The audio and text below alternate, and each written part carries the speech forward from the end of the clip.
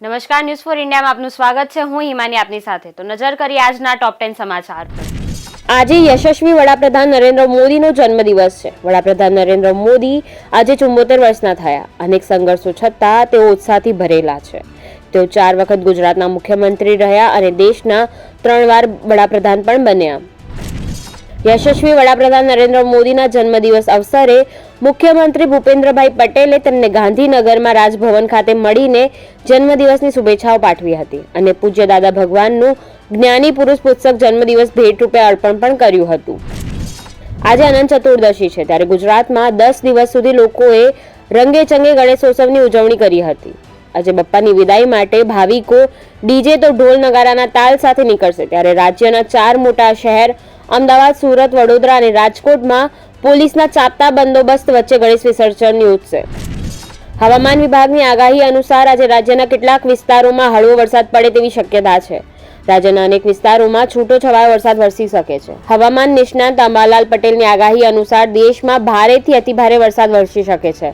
તેમજ પૂર્વ ગુજરાત અને મધ્ય ગુજરાતમાં ભારે વરસાદની આગાહી કરવામાં આવી છે. આ ઉપરાંત ઉત્તર ગુજરાત અને સૌરાષ્ટ્રમાં સામાન્યથી મધ્યમ વરસાદની આગાહી પણ કરવામાં આવી છે. ભરૂચમાં લવ જેહાદનો શિકાર બની 2 સગીરા. હિન્દુ ઓળખ આપી 2 મુસ્લિમ યુવાનોએ જંબુસરની સગીરાને ફસાવી. ફરિયાદના આધારે પોલીસે બંને આરોપીઓને ઝડપી પાડ્યા. સમગ્ર મામલે પોલીસે વધારે કાર્યવાહી પણ હાથ ધરી છે. મોરબીના વાંકાનેરમાં મોમી શેરી નજીક એક દુકાનમાં મોડી રાત્રે આગ લાગી હતી. ઘટનાની જાણ થતાં જ ફાયર બ્રિગેડે ઘટના સ્થળે પહોંચીને ભારે જહેમતથી આગ કાબૂમાં લીધી. આ ઘટનામાં કઈ જાનહાનિ ન થતાં તંત્રએ રાહતનો શ્વાસ લીધો છે. દિલ્હીના મુખ્યમંત્રી અરવિંદ કેજરીવાલ આજે સીએમ પદથી રાજીનામું આપશે. નવા સીએમની ચૂંટણી માટે આમ આદમી પાર્ટીના ધારાસભ્યોની બેઠક બોલાવવામાં આવી છે. બેઠકમાં નવા મુખ્યમંત્રીના નામ પર મોહર લાગશે.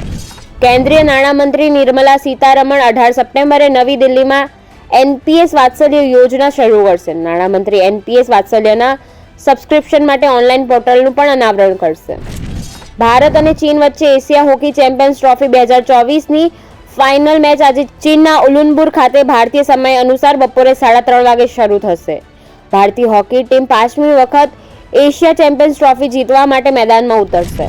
ભારતે ચક્રવાત યાગીના કારણે પૂર અને ભૂસ્ખલનથી પ્રભાવિત વિયેતનામને મદદ કરવા માટે $1 મિલિયન રાહત સામગ્રી મોકલી છે. ભારતે તેને ઓપરેશન સદભાવ નામ આપ્યું છે. ચક્રવાત યાગીથી પૂર અને ભૂસ્ખલનમાં 200થી વધુ લોકો મૃત્યુ પામ્યા છે, જ્યારે હજુ પણ કેટલાક લોકો ગુમ છે.